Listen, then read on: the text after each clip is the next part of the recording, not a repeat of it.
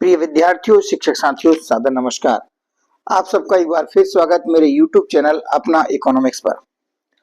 आज के वीडियो में हम अर्थशास्त्र, जो कि कला और वाणिज्य संकाय दोनों में लागू है, इसका कक्षा 12वीं का प्री बोर्ड का पेपर जो हो गया है, उस पेपर के हल आज के वीडियो में समझेंगे। आइए शुरू करते हैं। पहला प्रश्न, सही विकल्प चुनकर लिखिए। पहले प्रश्न में पूछा गया कि सभी आर्थिक समस्याओं का प्रमुख कारण है, तो हमारा सही उत्तर है साधनों की दुर्लभता। साधनों की दुर्लभता, यदि आपने सही विकल्प का चयन किया है तो आपका प्रश्न बिल्कुल सही है। आगे बात करते हैं, पूर्ण प्रतियोगी बाजार में सभी फर्में किस प्रकार की वस्तुओं को उत्पादन करती हैं? सही उत्तर है समरूप वस्तुओं का। सही उत्तर हो जाएगा समरूप। दिए गए रेखा चित्र क्या प्रदर्शित करता है? दिए गए रेखा चित्र प्रदर्शित क्या करता है? तो हमारा आ विकल्प सही है, पूर्णतया लोचदार पूर्ति को यह प्रदर्शित करता है, जिसमें कीमत में कोई परिवर्तन नहीं हो रहा है और मात्रा में परिवर्तन दिखाया गया है। अगले प्रश्न में पूछा गया है कि वह लाभ जो एक फर्म सामान्य लाभ के ऊपर अर्जित करती है कहलाता है। सही उत्तर है अधि सामान्य लाभ। अगले प्रश्न में पूछा है कि सरकार द्वारा किसी वस्तु अथवा सेवा के लिए कीमत की निर्धारित न्यूनतम सीमा को क्या कहते हैं? सही विकल्प है निम्नतम निर्धारित कीमत। अगले प्रश्न में, बाजार में वस्तु की कीमत उस बिंदु पर निर्धारित होती है जहां, हमारा सही विकल्प है वस्तु की मांग बराबर वस्तु की पूर्ति। यानी बाजार में वस्तु की कीमत उस बिंदु पर निर्धारित होती है जहां पर वस्तु की मांग वस्तु की पूर्ति के बराबर होती है। इसके बाद हम बात करते हैं अगले प्रश्न की, जिसमें रिक्त स्थान है। रिक्त स्थानों की पूर्ति कीजिए। पहला प्रश्न है, बजट रेखा की प्रवणता रिक्त स्थान होती है। तो यहाँ पर बहुत से विद्यार्थियों ने अपने अपने मतानुसार अलग अलग भरा होगा। मेरा मानना है कि यदि आपने इनमें से कुछ भरा है तो आपका विकल्प सही है। देखिएगा, यदि आपने ऋणात्मक भरा है तब भी सही है, नीचे की ओर भरा है तब भी सही है। ऋण P1 बटा P2, ऋण P1 बटे P2 या ऋण PX बटे PY, यानी इनमें से यदि आपने कोई एक का चयन किया है तो आपका उत्तर सही रहेगा। प्रश्न को एक बार दोहरा लेते हैं। बजट रेखा की प्रवणता होती है तो ऋणात्मक ढाल वाली भी होती है, नीचे की ओर भी होती है। तो इस प्रकार से आपने जो भी भरा हो आप देख लीजिए क्या भर के आए हैं आप। अगला प्रश्न है, उपभोक्ता की आय जैसे जैसे बढ़ती है निम्न स्तरीय वस्तुओं की मांग घटती जाती है। यहाँ पे भरना है घटती जाती है। अगले प्रश्न के जो रिक्त स्थान है उसमें भरना है कुल उपयोगिता, यानी सीमांत उपयोगिता। कुल उपयोगिता में वह परिवर्तन है जो वस्तु की एक अतिरिक्त इकाई के उपयोग से होता है। अगले रिक्त स्थान में भरना है पूरक, यानी जिन वस्तुओं का साथ साथ उपयोग किया जाता है उन्हें पूरक वस्तुएं कहा जाता है। अगले रिक्त स्थान में भरना है कुल स्थिर लागत। क्या वाक्य हो जाएगा आपका कि कुल लागत कुल परिवर्ती लागत तथा कुल स्थिर लागत का जोड़ होती है। अगले रिक्त स्थान में भरना है शून्य। जब कुल उत्पादन अधिकतम होता है तब सीमांत उत्पादन शून्य होता है। इसके बाद 77 वाले प्रश्न हैं, जिसमें पहला प्रश्न है, अल्पकाल में कुछ लागतों में परिवर्तन नहीं किया जा सकता है। कथन सत्य है, क्योंकि अल्पकाल वह समय अवधि है जिसमें क्या कर सकते हैं हम, कुछ लागतों में परिवर्तन कर सकते हैं, यानी कुछ साधनों में परिवर्तन कर सकते हैं और कुछ साधनों में परिवर्तन नहीं कर सकते। कथन हमारा कैसा है? सत्य है।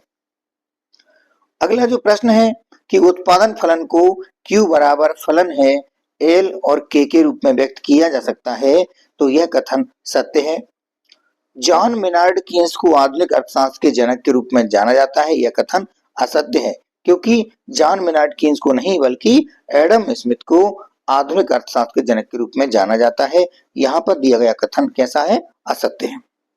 अगला प्रश्न है, आर्थिक एजेंट से हमारा तात्पर्य उन व्यक्तियों अथवा संस्थाओं से है जो आर्थिक निर्णय लेते हैं, यह कथन सत्य है। नल से प्रति मिनट जितना पानी हौज में भरा जा रहा है, यह स्टॉक संकल्पना है, तो यह कथन असत्य है, क्योंकि नल से प्रति मिनट जितना पानी हौज में भरा जा रहा है यह स्टॉक संकल्पना नहीं है, बल्कि यह प्रवाह संकल्पना है। तो हमारा कथन ये दिया है, यह कैसा है? असत्य है। अगला प्रश्न है, ऑटोमोबाइल निर्माण के लिए इस्पात की चादर का उपयोग अंतिम वस्तु कहलाती है। यह कथन भी असत्य है, क्योंकि ऑटोमोबाइल निर्माण के लिए इस्पात की चादर का उपयोग मध्यवर्ती वस्तु कहलाती है। इस प्रकार से हमारा दिया गया कथन कैसा है? असत्य है। तो आपका पहला, दूसरा और चौथा जो प्रश्न है ये सत्य है और 3 प्रश्न आपके असत्य हैं। आगे बात करते हैं सही जोड़ी मिलान की। वस्तु विनिमय की सही जोड़ी मिलेगी दोहरे संयोग की आवश्यकता से। मुद्रा का प्राथमिक कार्य विनिमय का माध्यम। सीमांत उपयोग प्रवृत्ति लिखा है, सीमांत उपभोग प्रवृत्ति। सही शब्द क्या हो जाएगा? सीमांत उपभोग प्रवृत्ति। इसकी जोड़ी बनेगी आपके दिए गए विकल्प में से ई से, यानी डेल्टा सी बटे डेल्टा वाई। सीमांत बचत प्रवृत्ति के मामले में आपको जो खंड खा में जो दिया है कि एस धन सी बराबर 1, यह गलत छपा हुआ है। यहाँ पर थोड़ा सा प्रिंटिंग मिस्टेक है, यहाँ पर लिखा होना था कि डेल्टा एस बटे डेल्टा वाई, तब हम इसको सही मान लेते हैं। फिलहाल में यदि जिन बच्चों ने इसको हल किया है, जैसा भी किया हो, उनको बोनस अंक मिलना ही चाहिए और अपने विषय शिक्षक से आप विस्तार से जानकारी इसके बारे में ले सकते हैं। अगला प्रश्न है औसत उपभोग प्रवृत्ति।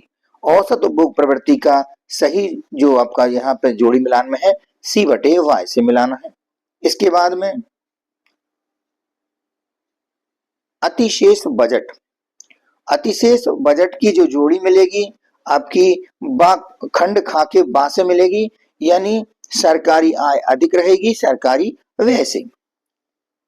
7वां और अंतिम प्रश्न इसमें है कि घाटे का बजट क्या होता है? तो घाटे के बजट की जोड़ी मिलाना है जब सरकारी आय कम रहती है और सरकारी व्यय अधिक रहता है, यानी खंड खा के विकल्प आ से मिलान करना है। इस प्रकार से इसकी जोड़ी मिलान हो जाएगी। अब हम बात करते हैं एक वाक्य में उत्तर दीजिए। पहला प्रश्न पूछा गया, स्थिर विनिमय दर व्यवस्था का सार क्या है?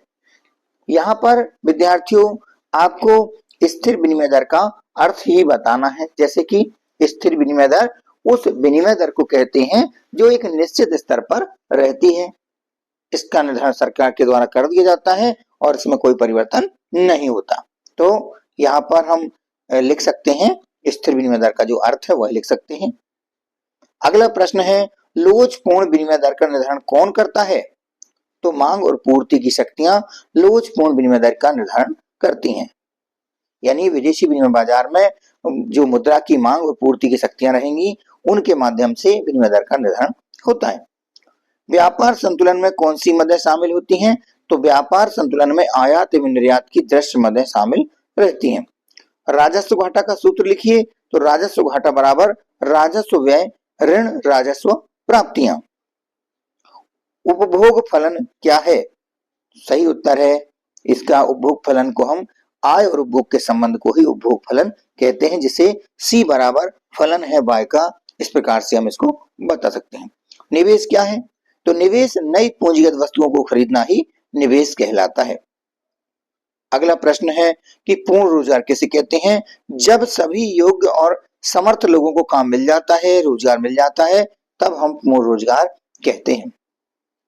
आगे के जो प्रश्न हैं इन प्रश्नों में आप देख सकते हैं, ये प्रश्न आपने हल किए ही होंगे। इनके उत्तर आप अपने अनुसार आप तैयार कर लीजिए, अपने विषय शिक्षक से पूछ लीजिए। अगर कोई प्रश्न आपसे नहीं बन पा रहा है तो उनकी जानकारी आप ले सकते हैं, और जो आपने पढ़े होंगे उनमें से आप आए होंगे तो आप करके भी आए होंगे। वैसे मेरे हिसाब से प्रश्न पत्र सामान्य स्थिति का ही रहा, यानी ज्यादा कठिन भी नहीं रहा है। प्री बोर्ड का पेपर आपसे बन गया होगा, क्योंकि अब आने वाले समय में अब कुछ ही दिन बचे हैं और आपकी वार्षिक परीक्षा प्रारंभ होना है। तो आप इन प्रश्नों की भी अच्छे से तैयारी कर लीजिए। यदि आपसे कोई प्रश्न नहीं बन रहा है, यदि आपको कोई एक प्रश्न बन रहा है, जैसे 19वां प्रश्न का अथवा नहीं आ रहा है या मेन प्रश्न आ रहा है, तो आप दोनों की तैयारी अच्छे से कर लीजिए, क्योंकि ये प्रश्न सभी वार्षिक परीक्षा की दृष्टि से भी अच्छे महत्वपूर्ण है। आप इनकी तैयारी कर लीजिए, क्योंकि यह प्रश्न आपकी वार्षिक परीक्षा में मिल सकते हैं, देखने को आ सकते हैं।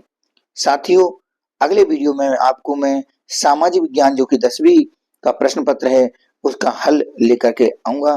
तो जो भी साथी आपके समाज विज्ञान में जो प्रश्न पत्र को अभी करके आए हैं, पेपर करके आए हैं, उसका हल आपको अगले वीडियो में मिलेगा। चलो साथी, ठीक है, तब तक के लिए नमस्कार, मिलते हैं अगले वीडियो में।